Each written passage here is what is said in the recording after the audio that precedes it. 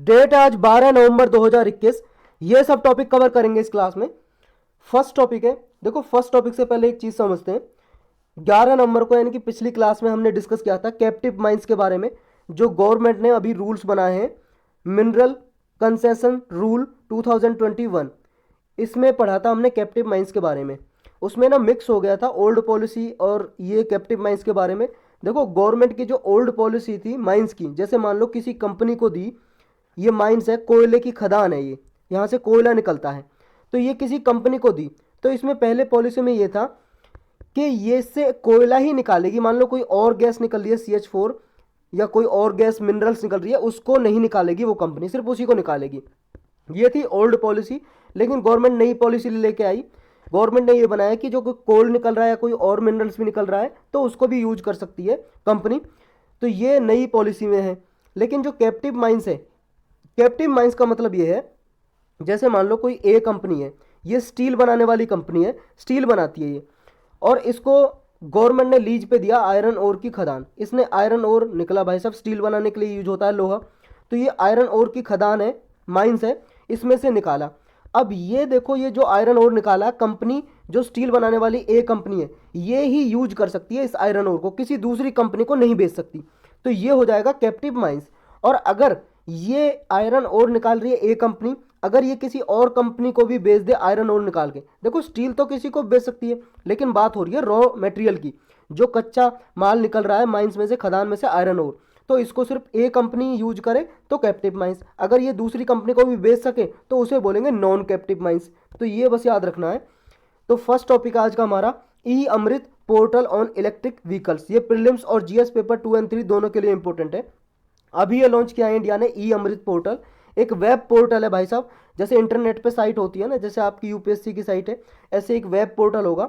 इस पे electronic vehicles की सारी जानकारी होगी। और आप सबको जैसा पता है, देखो COP26 चल रहा है, UNFCCC की हर साल मीटिंग होती है इसकी। 2020 में नहीं होती, ये 2020 में होने वाली थी COP26, लेकिन डिले हो गई थी कोरोना की वजह से, पोस्टपोन कर दी। अब पोस्टपोन कर दी तो इस साल हो रही है ये 2021 में। तो ये चल रही है यूके में, यूनाइटेड किंगडम में, ग्लासगो में। जगह है भाई साहब, जगह का नाम है ग्लासगो, यूनाइटेड किंगडम में, स्कॉटलैंड पार्ट है यूनाइटेड किंगडम का, स्कॉटलैंड की कैपिटल है राजधानी ग्लासगो, वहां पे ये समिट चल रहा है। और वही उसी के दौरान इंडिया ने ये लॉन्च किया ई अमृत वेब पोर्टल। ये वन स्टॉप सॉल्यूशन होगा, वन स्टॉप डेस्टिनेशन होगा, किसके लिए?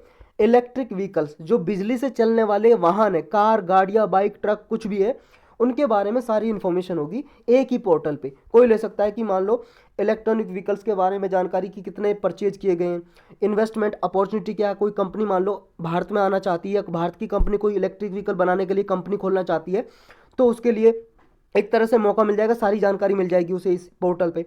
पॉलिसी गवर्नमेंट की क्या है इलेक्ट्रिक व्हीकल्स के लिए, सारी जानकारी इस पोर्टल पे होगी। सब्सिडी कितनी प्रोवाइड करती है, मान लो कोई कंपनी है और वो अच्छे इलेक्ट्रिक व्हीकल बना रही है, ज़्यादा एक्सपोर्ट भी कर रही है, तो गवर्नमेंट उसे सब्सिडी दे रही है। सब्सिडी का मतलब सहायता, सहायता असिस्टेंस दे रही है, उसे पैसा वैसा देती है। तो ये कई बार हम डिस्कस कर चुके हैं सब्सिडी के बारे में। तो ये सारी जानकारी इलेक्ट्रिक व्हीकल के बारे में इस पोर्टल पे मिलेगी। और इसमें देखो एक तरह से गवर्नमेंट ने जो ऑलरेडी इलेक्ट्रिक व्हीकल्स के लिए चला रखे हैं और सारे कंज्यूमर के लिए, कि कंज्यूमर को क्या क्या बेनिफिट्स होंगे इलेक्ट्रिक व्हीकल्स खरीदने से, तो ये सारी जानकारी इस पे उपलब्ध होगी। और उसको जो और गवर्नमेंट ने चला रखे हैं पास्ट में, जैसे फेम स्कीम चला रखी है, PLI स्कीम चला रखी है, और ये फेम स्कीम है ज़्यादा से ज़्यादा हमारे देश में इलेक्ट्रॉनिक्स, मतलब ये इलेक्ट्रिक व्हीकल का प्रोडक्शन हो। और PLI भी ये स्कीम है जिसमें इलेक्ट्रिक सामान का ज़्यादा से ज़्यादा प्रोडक्शन। और PLI स्कीम चलाई तो 2020 में इसलिए थी कि जो इलेक्ट्रॉनिक्स गुड्स वगैरह हैं वो ज़्यादा से ज़्यादा हमारे देश में मैन्युफैक्चर हो, बने, जो ज़्यादा एक्सपोर्ट करेगा हमारे देश से उस कंपनी को गवर्नमेंट फ़ायदा देगी। लेकिन बाद में इसमें बहुत सारी और भी कंपनीज ऐड कर दी हैं, तो ये PLI स्कीम में भी आती है। तो इलेक्ट्रिक व्हीकल्स को ज़्यादा से ज़्यादा हमारे देश में अडॉप्ट करें, लोग खरीदें और ज़्यादा कंपनी बनाएं, क्योंकि इससे पॉल्यूशन कम होता है ना भाई साहब। पॉल्यूशन होता ही नहीं है। जैसे आप पेट्रोल या डीजल से चलने वाले वाहन खरीदते हो तो उनसे निकलता है आपका गैस निकलती हैं, जो कार्बन मोनोऑक्साइड गैस हो गई जैसे, और बहुत सारे जैसे आपके लीड हो गया, ये सारे जो मान लो हार्मफुल पदार्थ हैं ये निकलते हैं, सब्सटेंस वगैरह जो इन्वायरमेंट में नुकसान पहुंचाते हैं। तो इलेक्ट्रिक व्हीकल से ऐसा इन्वायरमेंट को नुकसान नहीं होगा। तो ये जो नीति आयोग ने ये डेवलप किया है, ये जो पोर्टल डेवलप किया है, ताकि ये मोर पोर्टल क्या है, इंटरेक्टिव हो, यूजर फ्रेंडली हो, कि यूजर कोई भी, मान लो यूजर यूज करने वाला कोई भी इस खोलेगा, आसानी से सारी जानकारी एक जगह पे सारी इकट्ठा जानकारी मिल जाए उसे। नीति आयोग ने जो डेवलप किया है ये पोर्टल, एक प्रोग्राम है यूनाइटेड किंगडम और इंडिया का जॉइंट प्रोग्राम है जिसका नाम है, ये कोलैबोरेटिव नॉलेज एक्सचेंज प्रोग्राम है।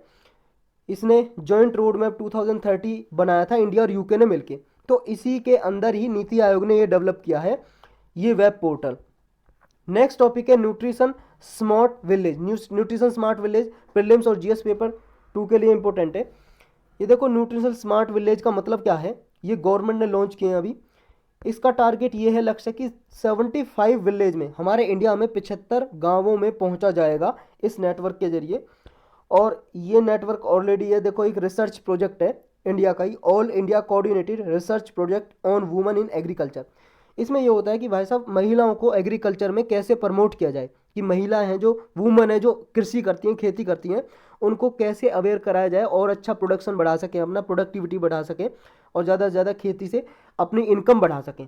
तो इस प्रोजेक्ट के अंदर ही ये 75 विलेज के पास पहुंचा जाएगा। और ये देखो अभी 13 सेंटर बने हुए हैं 12 स्टेट में, 13 सेंटर बने हुए हैं 12 स्टेट में, जिनमें पोषण अभियान और माल न्यूट्रिशन फ्री विलेज को प्रमोट किया जाता है, स्ट्रेंथन किया जाता है पोषण अभियान में। और ये इसका मतलब ये है, पोषण अभियान में हमारे देश को माल न्यूट्रिशन से यानी कि कुपोषण से मुक्त बनाना है। जो बच्चों में माल न्यूट्रिशन की मतलब माल न्यूट्रिशन हो जाता है, न्यूट्रिशन की यानी कि पोषक तत्व की कमी हो जाती है, उसकी कमी दूर करनी है। तो न्यूट्रिशनल अवेयरनेस फैलानी है, लोगों को पता हो भाई साहब डाइट में हर चीज़ जरूर है, प्रोटीन भी, फैट भी, विटामिन भी, तो और जो सारे मिनरल्स हैं, कार्बो वगैरह, कार्बोहाइड्रेट्स, तो इनके बारे में लोगों को जागरूकता देनी है। इसमें एजुकेशन बिहेवियर चेंज करना रूरल एरियाज़ में, खासकर देखो फार्म जो वुमेन है और स्कूल चिल्ड्रन, इनको इन्वॉल्व करना है। जो ऐसी महिला जो खेती करती हैं और स्कूल के बच्चे, उन स्कूल के बच्चों को जब बताया जाएगा तो लोगों में और ज़्यादा जागरूकता फैलेगी। तो जो ट्रेडिशनल नॉलेज है ना, जैसे मान लो किसी विलेज में जो खाना खाया जाता है उसी में बताया जाएगा भाई साहब आप ये खाना खा के अपनी माल न्यूट्रिशन की समस्या को, कुपोषण की समस्या को दूर कर सकते हो। इसमें न्यूट्रिशन सेंसिटिव एग्रीकल्चर के बारे में भी बताया जाएगा। जैसे मान लो जो एग्रीकल्चर की जाती है तो बताया जाएगा विलेजेस में कि ये एग्रीकल्चर आप करो, ये खाने के लिए यूज करो, आपकी माल न्यूट्रिशन की समस्या खत्म होगी। तो जो महिला किस खेती करती हैं, वुमन फार्मर्स हैं, वुमन किसान, इनको भी अवेयर कराया जाएगा इसके अंदर, ताकि देखो उनके राइट भी, लीगल राइट हैं जो वो भी प्रोटेक्ट हो सकें वुमन से। क्योंकि जब एग्रीकल्चर करेंगी वो, और उन्हें एग्रीकल्चर करने के लिए न्यूट्रिशनल डाइट, जैसे मान लो मोटा अनाज जो होता है, मिलेट वगैरह, जैसे ज्वार बाजरा, इनको उगाया जाएगा और न्यूट्रिशन के लिए यूज़ किया जाएगा और वुमन को अवेयर किया जाएगा, तो इनकी लाइवलीहुड सिक्योर होगी भाई साहब, वुमन की भी। तो ये सब कुछ किया जाएगा न्यूट्रिशनल स्मार्ट विलेज में। देखो ये क्या है ना, जैसे मान लो वुमन के एम्पावरमेंट से कोई क्वेश्चन आ जाए, या आपके एग्रीकल्चर से रिलेटेड क्वेश्चन आ जाए, या आपका माल न्यूट्रिशन से कोई क्वेश्चन आ जाए, तो ये हर किसी में ये कॉन्सेप्ट यूज किया जा सकता है। आप एक लाइन में कोट कर सकते हो कि गवर्नमेंट ने जो स्टेप लिए हैं, जैसे क्वेश्चन में पूछा जाता है कि गवर्नमेंट ने क्या स्टेप लिए हैं माल न्यूट्रिशन के लिए, तो ये कोट कर सकते हो। एग्रीकल्चर को प्रमोट करने के लिए मिलेट, जैसे सीरियल एग्रीकल्चर या मिलेट के लिए, तो उसमें न्यूट्रिशनल स्मार्ट विलेज, या फिर आप देखो वुमन को एम्पावरमेंट करने के लिए उसमें भी डाल सकते हो, इसको तीनों के लिए यूज हो सकता है ये। नेक्स्ट है India confers honorary rank of general on Nepal army chief. देखो नेपाल की आर्मी के जो चीफ हैं उनको इंडिया की जनरल लेवल की, जनरल जो पोस्ट होती है आर्मी में, तो उसके ऑनरेरी रैंक प्रोवाइड की है। देखो ये कोई ऐसा नहीं होता कि अब ये जो हमारी आर्मी में जो जनरल होते हैं उनका स्थान ले लेंगे, बस ये ऑनरेरी लेवल पे एक तरह से रेस्पेक्ट के लिए, सम्मान के लिए दी जाती है। ये दोनों कंट्री एक्सचेंज करती हैं, इंडिया भी और नेपाल भी। अभी नेपाल के जो आर्मी चीफ है उनका नाम है जनरल प्रभुराम शर्मा, इनको ऑनरेरी रैंक दी है जनरल ऑफ इंडियन आर्मी की। ये प्रेसिडेंट रामनाथ कोविंद ने इनको प्रोवाइड की है ये रैंक, तो ये रैंक के अधिकारी बन जाएंगे, यानी कि ऑनरेरी स्टेटस के लिए, सिर्फ रेस्पेक्ट के लिए।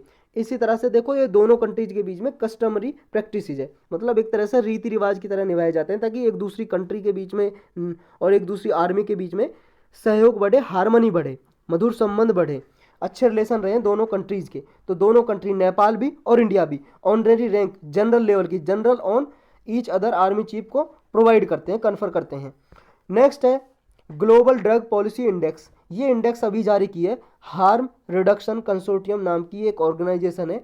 ये भाई साहब इसमें लगभग 119 से ज़्यादा सिविल सोसाइटी एनजीओ वगैरह मिलके ये कंसोर्टियम बनाया हुआ है।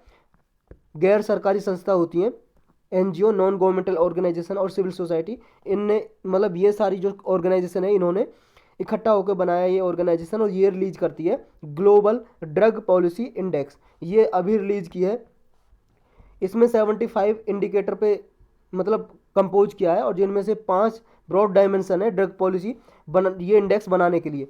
5 कौन कौन से वो डायमेंशन है, क्राइटेरिया है। एक तो देखा है किस कंट्री में क्रिमिनल जस्टिस सिस्टम कैसा है, दूसरा देखा है कि कंट्री में एक्सट्रीम रेस्पॉन्स कैसा है इसके लिए, ड्रग के लिए, हेल्थ एंड हार्म रिडक्शन के लिए क्या पॉलिसी है, access to internationally controlled medicine, ये मेडिसिन के लिए, और डेवलपमेंट के। इस 5 क्राइटेरिया पे बेस्ड, 5 डायमेंशन पे बेस्ड ये इंडेक्स निकाली है ड्रग के रिगार्डिंग इस ऑर्गेनाइजेशन ने, हार्म रिडक्शन कंसोर्टियम ने। इसमें जो रैंक दिया वो दिए नॉर्वे को फर्स्ट, न्यूजीलैंड को सेकंड, पुर्तगाल, यूके, ऑस्ट्रेलिया को तीसरी, चौथी, पांचवी। तो 5 लीडिंग कंट्रीज ये हैं। और 5 लोएस्ट देखें तो हम लोएस्ट नंबर पे Brazil, Uganda, Indonesia, Kenya, Mexico.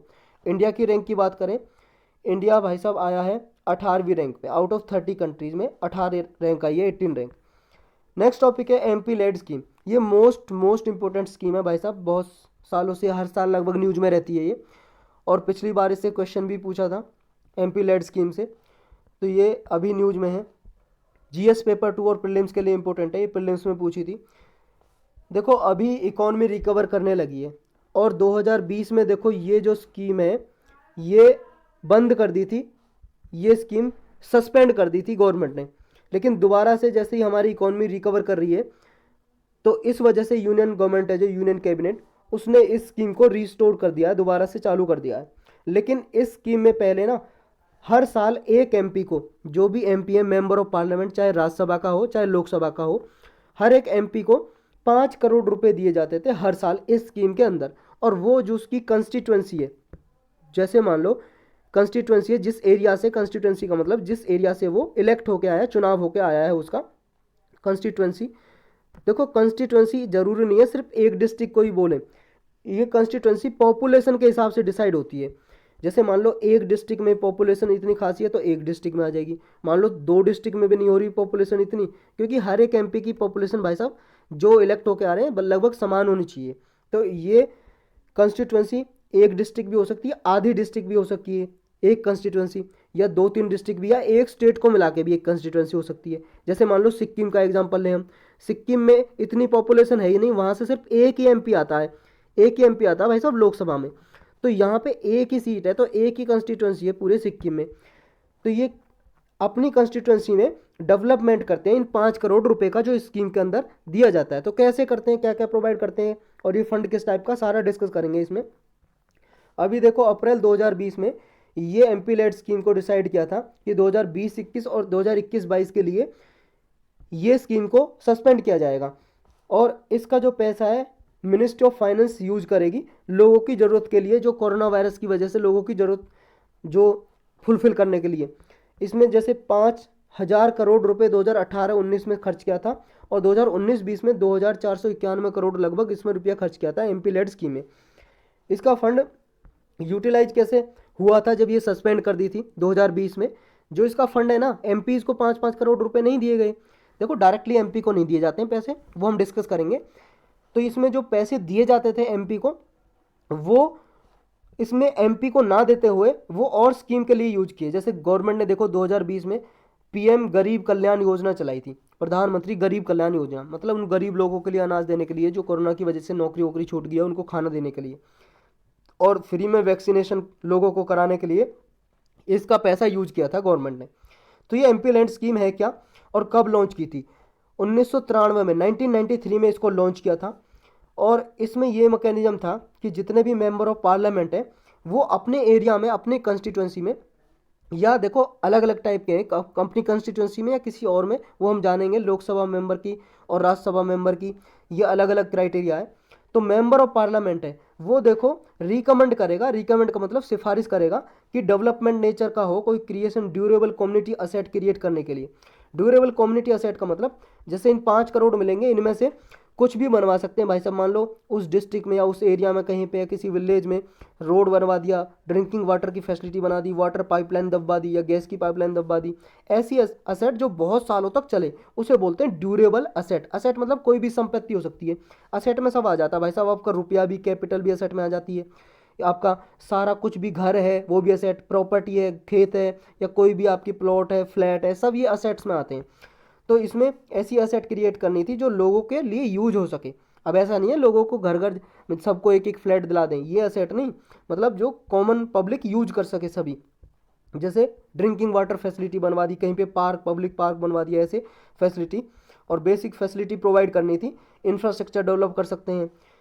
तो ये एमपी लेड स्कीम है जो ये गवर्नमेंट ऑफ इंडिया फुली इसमें फंडेड करती है, यानी कि सेंट्रल सेक्टर स्कीम है। ये सारा पैसा कौन लगाती है? सेंट्रल गवर्नमेंट देती है। इसमें से 5 करोड़ रुपए हर एक एमपी को दिए जाते हैं 1 साल के लिए, एनुअल होता है ये 1 साल के लिए। अगले साल के लिए फिर 5 करोड़ रुपए मिलेंगे। इसमें स्पेशल फोकस दिया जाता है एससी एसटी एरियाज में, जहाँ पे एससी शेड्यूल कास्ट पॉपुलेशन और शेड्यूल ट्राइब पॉपुलेशन है। इस फंड में से एटलीस्ट 15%, एटलीस्ट कम से कम 15% इसमें से पैसा ऐसे एरिया में खर्च किया जाएगा जहाँ पे एससी पॉपुलेशन रहती है, और 7.5% जो रुपया है इसमें से वो खर्च किया जाएगा जहाँ पे एसटी पॉपुलेशन रहती है। रिलीज कैसे किया जाता है? देखो हर साल रिलीज किया जाता है और ग्रांट इन एड की तरह दिया जाता है डायरेक्टली डिस्ट्रिक्ट अथॉरिटी को। जो डिस्ट्रिक्ट में अथॉरिटी है ना भाई साहब, उनको, डिस्ट्रिक्ट में अफसर है, उनको दिया जाता है पैसा ग्रांट इन एड की तरह। और एमपी का बस नाम रहता है, नाम रहता है कि इसकी कॉन्स्टिट्यूंसी में जा रहा है। तो ये ग्रांट इन एड में मतलब रिकमेंड कर सकता है एमपी कि यहाँ पे पैसा देना है, समझ रहे हो। और वो कहाँ पे एमपी रिकमेंड कर सकता है वो हम डिस्कस करेंगे लास्ट में। तो ये ग्रांट इन एड की तरह मतलब अनुदान दान की तरह दिया जाता है। और ये जो फंड है नॉन लैप्सेबल होता है। नॉन लैप्सेबल का मतलब है जैसे मान लो इस साल के लिए 2021 के लिए 5 करोड़ रुपए दिए, अब ये मान लो खर्च नहीं कर पाए भाई साहब डिस्ट्रिक्ट अथॉरिटी, तो इसमें से 3 करोड़ खर्च हुआ, 2 करोड़ फिर क्या होगा अगले साल के लिए जुड़ जाएगा। अगले साल 5 करोड़ मिलेगा, 2 करोड़ ये हो जाएगा टोटल 7 करोड़।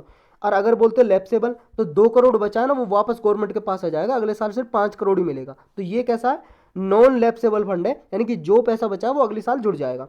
तो ये नॉन लैप्सेबल है। इसमें एमपी देखो रिकमेंड करते हैं, इनका बस रिकमेंडरी रोल है कि वो सिफारिश कर सकते हैं कि कहाँ पे पैसा देना है, किस कंस्टिट्यूंसी में। तो डिस्ट्रिक्ट अथॉरिटी सारी इंपावर होती है कि सारे वर्क कहाँ पे फंड खर्च करना है। ये इम्प्लीमेंटिंग एजेंसी है, सारी वर्क की सारी प्रायोरिटाइज ये करता है। डिस्ट्रिक्ट अथॉरिटी के जो अफसर होते हैं ये सब कुछ करते हैं। मॉनिटर वो देखते हैं, ग्रांट लेवल पे मॉनिटर तक करते हैं कि काम हुआ है कि नहीं हुआ। और एटलीस्ट 10% जो है, ये देखो ये स्टेटमेंट डायरेक्टली उठा कर दे देती यूपीएससी ने जब क्वेश्चन पूछा था इसके बारे में 2020 में।